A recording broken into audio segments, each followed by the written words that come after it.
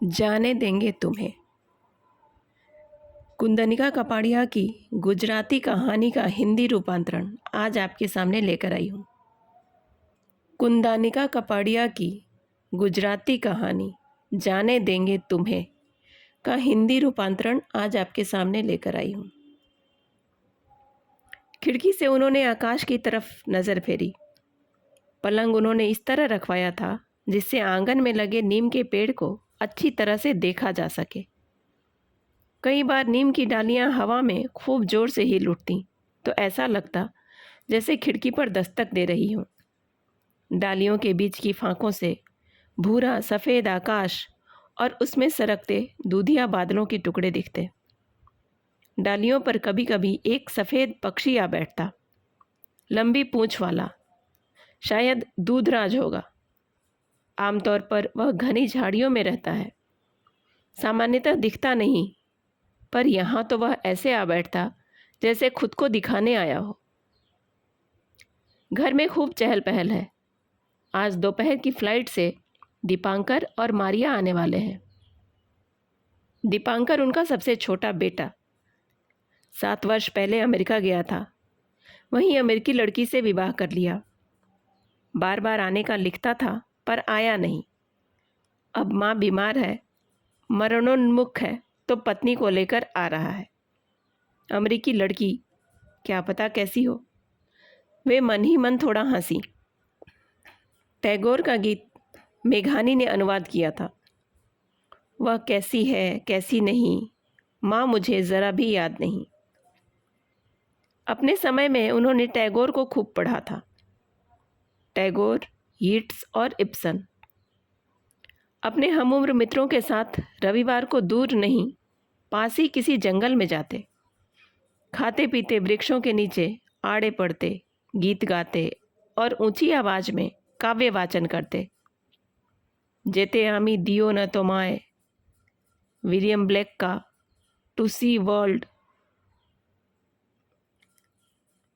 जहाँ दिन रात सरोवर का जल थपकी देता है वहाँ जाऊँगा। उन्होंने सौंदर्यपूर्ण जीवन जिया था। जीवन उन्हें हमेशा जीने योग्य लगा। अब इस पीढ़ी, बड़ा बेटा और उसकी पत्नी माया, मंझला बेटा और उसकी पत्नी छाया ने क्या कभी टैगोर, कालिदास या शेक्सपियर को पढ़ा होगा। नित्से और बर्गसन के तो शायद नाम भी न सुने होंगे। अपने कमरे की अलमारी में उन्होंने अपनी पसंद की किताबें रखी थीं। Creative evolution, fourth way, Ekottar Shati, Rabindranath, John Donne और ब्लेक के संग्रह जमा किए थे। जाने कितनी किताबें थीं, पर इन बहुओं ने कभी अलमारी को हाथ भी नहीं लगाया, पूछा भी नहीं कि ये कौन सी किताबें हैं। वे तो Alistair MacLean's, James Hadley Chase, Ian Fleming, Gulshan Nanda की पुस्तकें ही पढ़ती। बार बार कहती, बहुत बोर हो गए। बोर शब्द उनकी बातों से झड़ता ही रहता। उन्होंने अपने जीवन में बोरियत का कभी एहसास भी नहीं किया। वे और उनके पति पूर्णमासी पर कई बार लोनावाला चले जाते। वहाँ एकांत में सौंदर्य प्रेमी यात्रियों के लिए स्वप्न नाम का एक गेस्ट हाउस था। नीची छत का छोटा सा मकान, ऊपर एक छोटी सी कोठरी थी जिसमें चारों तरफ ऊपर से नीचे तक कांच की खिड़कियां थीं। पूर्वी दिशा में एक लंबी पर्वतमाला थी। उसके पीछे से चंद्रमा जरा देर से ऊपर आता। वे वहाँ शांत, स्थिर, एकाग्र होकर बैठ जाते, सूक्ष्म से सूक्ष्म स्पंदन ग्रहण करते और राह तकते चिर परिचित, चिर आह्लादकारी प्रकाश दर्शन की। धीरे धीरे पहाड़ियों के पीछे से एक रत्नार आभा दिखाई देती, फिर एक चमकीली सफ़ेद लकीर। उनके और उनके पति के हाथ अचानक मिल जाते। आनंद की अनुभूतियों में साथी होने का विश्वास जाग जाता। फिर चांद झट से ऊपर आ जाता। उस समय जैसे पृथ्वी की गति थम जाती। मुमकिन होता तो 2-3 दिन वहीं रुक जाते। पूनम के चांद के बजाय एकम दूज के चांद को उगते देखना अधिक रोमांचक होता। इस छोटे से पहाड़ी स्थान में 9 बजे से ही नीरवता छा जाती। सब कुछ शांत हो, कोने में दुबक सा जाता। आकाश सांस रोककर देखता। हवा में कहीं धुआं, घरों की बत्तियों की तीखी किरणें, चारों तरफ सन्नाटा और कोमल मुलायम अंधकार भरी नीरवता। फिर जरा देर में चांद उगता, विस्मय से पहाड़ियों को देखता, सोई हुई पृथ्वी को निहारता, और फिर तो जैसे प्रकाश की झड़ी ही लग जाती। उन्हें इसका सघन स्पर्श महसूस होता और तन मन भीग जाता। सौंदर्य की ऐसी सैकड़ों अनुभूतियों से उनका जीवन भरा पड़ा था। किसी सांझ की बेला में नीम के नीचे रिल्के की कविता पढ़ती, we the wasters of sorrows. दुख से छुटकारे की राह देखने में ही हम शोक को व्यर्थ कर देते हैं। उनके पति चुपचाप सुनते। जीवन के इस आवागमन के पीछे छिपे मर्म की अलप झलप झांकी दिखती। दुख को समझदारी के साथ स्वीकारने व वेदनाओं में छिपे मर्म को समझने की कोशिश करते। ये लोग जीवन को किस तरह देखते हैं, कई बार उनके मन में यह भी सवाल उठता। परंतु माया व छाया के पास इत्मीनान से बैठने की, बात करने की कभी फुर्सत ही नहीं रहती थी। वे तो सारा दिन किसी न किसी चीज़ में व्यस्त रहती। कभी कुकिंग क्लास में जाती और फ्रेंच पुडिंग, इटालियन पिज़्ज़ा बनाना सीखती। इंटीरियर डेकोरेशन की कक्षा में जाती, इकेबाना की मीटिंग करती, कैंडल लाइट डिनर लेती, बालों की नई नई स्टाइल सीखती और बनाती, कपड़ों के नए नए मैचिंग करती और सुंदर भी दिखती। पर बाहर से जब वे घर आती तो हमेशा कहती, बोर हो गए, थक गए। वो प्रेमनाथ कितना बोर था।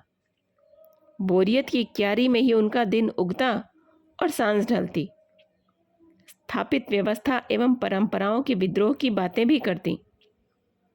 कई बार कुछ हिप्पी भी उनके मेहमान बनकर घर में आए। इस सब के बावजूद भी उनके जीवन में बड़ा खालीपन था।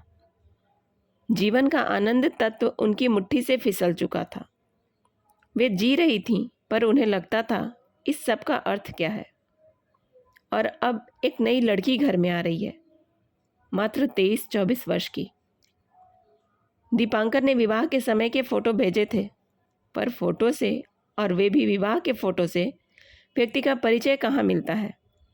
उन्हें कौतूहल हो रहा था। दीपांकर की पसंद की लड़की जाने कैसी होगी, वह मेरा आदर करेगी या नहीं, मुझे चाहेगी या नहीं। वैसे यह सब इतना महत्वपूर्ण नहीं था। अब उन्हें और कितने दिन जीना था, पर एक चाव था। अनजान दूर देश की कन्या बहू बनकर आ रही है, उसे जानने की इच्छा थी।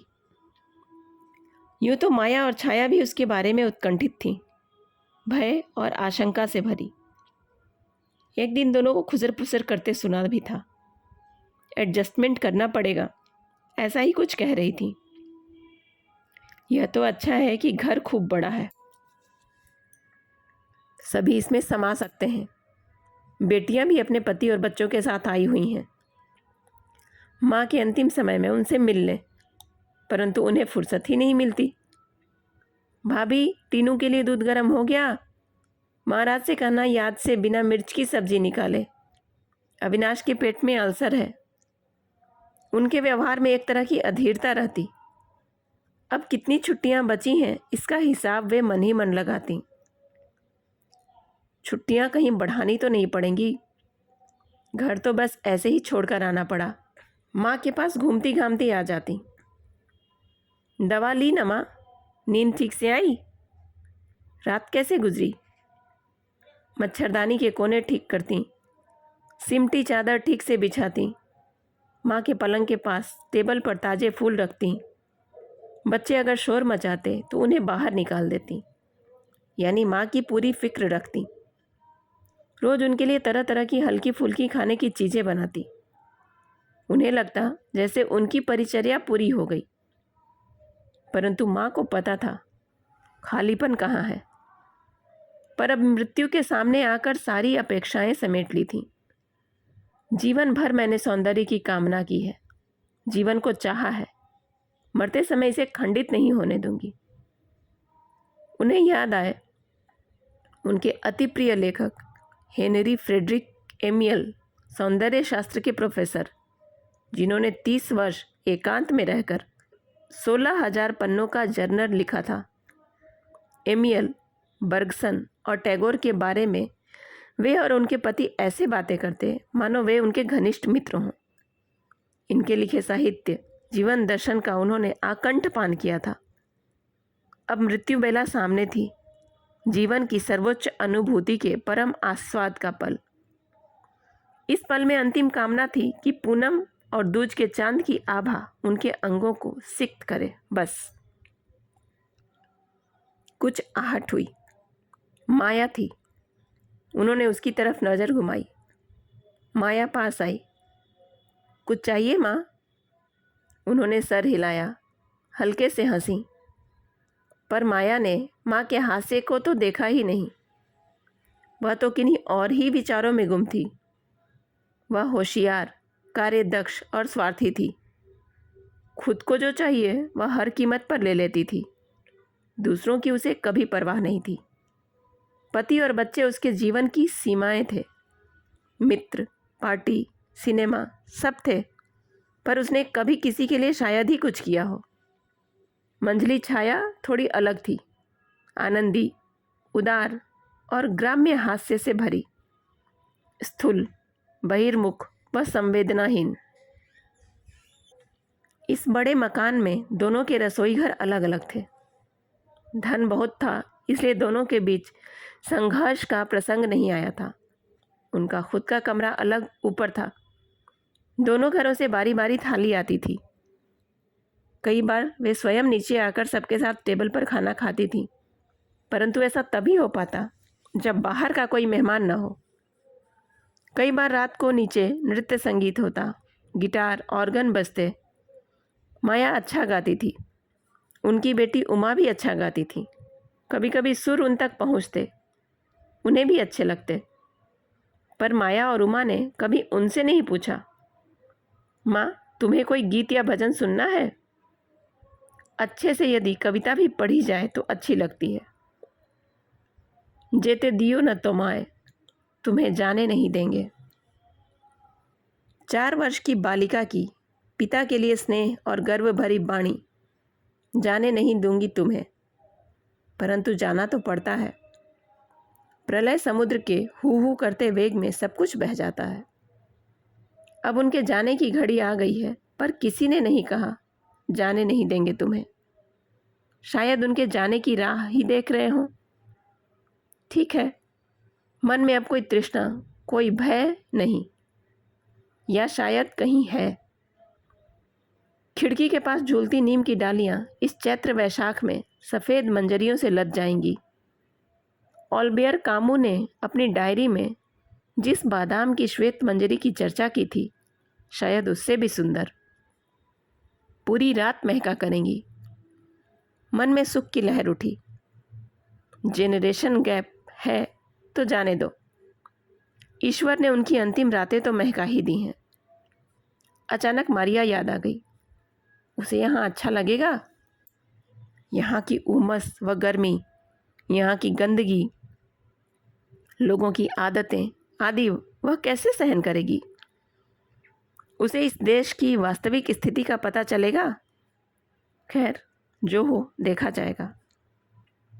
कुछ ही घंटों में इस कौतूहल का अंत हो जाएगा। दिल में एक धीमा सा सुर उठा। अंतिम पलों की आभा पर इन बेटे बेटियों बहुओं के बीच संघर्ष की छाया ना पड़े तो ही अच्छा। हाथ पांव अब चलते नहीं, केवल तरल पदार्थ ही ले सकती हैं। आवाज़ धीमी पड़ गई है, सुनाई भी कम देता है। केवल दृष्टि सतेज है, और सतेज है मन, हृदय और स्मृतियाँ। फ्लाइट थोड़ी लेट थी। दोपहर के बदले शाम 6 बजे विमान आया। कस्टम से निकलते घर पहुंचते पहुंचते 7:30 बज गए। दीपांकर और मारिया ने जब उनके कमरे में प्रवेश किया तो उस समय प्रकाश व अंधकार की संधि बेला थी। दीपांकर उमक कर दौड़कर लिपट गया। कैसी हो माँ? उसकी आवाज़ से स्नेह झर रहा था। उन्हें गहरा संतोष हुआ। थोड़ी देर तक वह माँ से सटकर बैठा रहा। फिर जैसे कुछ याद आया हो, मारिया यह मेरी माँ है, उसने कहा। इसमें कुछ गर्व की छटा थी। यह शायद उन्हें भ्रम हुआ। मारिया आगे आई। उसने हाथ लंबा कर उनका हाथ थोड़ा हिलाया। बोली कुछ नहीं, केवल हंसी। दोनों उनके पास आ बैठे। दीपांकर ने जल्दी जल्दी बहुत सी बातें कह डाली। उनके स्वास्थ्य की, पत्र मिलने के बाद हुई चिंता की, अब कैसी तबीयत है माँ, अब मैं आ गया हूँ तो सब ठीक हो जाएगा। स्नेह भरी चिंता की बातें। माँ तुम्हें याद है, एक बार मैं बहुत भटक कर कपड़े फाड़ कर घर आया था तो बापू ने मुझे गुस्से में बहुत मारा था। तब तुमने कैसे मुझे गर्मा गर्म हलवा खिलाया था। लेटे लेटे वे सुनती रहीं। बहुत बहुत अच्छा लगा। माँ अब आराम से सो जाओ, कल सुबह मिलेंगे, चाय साथ में पिएंगे, दीपांकर ने कहा। मारिया ने भी सिर हिलाया। उसकी आंखें सुंदर थीं, पनीली, गहरी संवेदना भरी, मानो कह रही हूँ तुम्हारे मन में क्या है मैं समझती हूँ। दीपांकर ने सुबह मिलने का कहा है, पर जब वे अकेली हुई तो उन्हें लगा क्यों न आज की रात उनकी अंतिम रात हो जाए। अचानक से बहुत कमज़ोरी लगने लगी। आज क्या तिथि है? शायद दूज। धीरे से सहज ही सुंदर लाल चंद्रमा उगेगा। बस अब और कुछ नहीं चाहिए। आज रात ही अंत आ जाए तो उत्तम है। नीचे से आवाज़ें सुनाई देना बंद हो गईं। अभी कुछ ज़्यादा समय तो नहीं हुआ था, शायद 9 बजे होंगे। सभी शायद दूसरी तरफ के आंगन में बैठे होंगे। दीपांकर अमेरिका की बातें कर रहा होगा। बेटियों, माया छाया को यह देखने का इंतज़ार होगा कि वह उनके लिए क्या लाया था। माया मन ही मन तिकड़म लगा रही होगी कि सबसे अच्छी चीज़ खुद के लिए कैसे ले। हवा की तेज़ लहर आई, नीम की डालियां झूल पड़ीं, 2 सफ़ेद छोटी कलियां उनके पलंग पर आ गिरीं। अचानक उन्हें लगा दरवाज़ा खुला और कोई भीतर आया। आखिरी खुराक तो काम वाली बाई दे गई थी, फिर कौन होगा। धीमी पदचाप से कोई उनके पास आया। उन्होंने पहचाना, मारिया थी। उन्हें थोड़ा अजीब लगा। मारिया भला क्यों आई होगी। मारिया उनके पास आ बैठी, हाथ में हाथ लिया।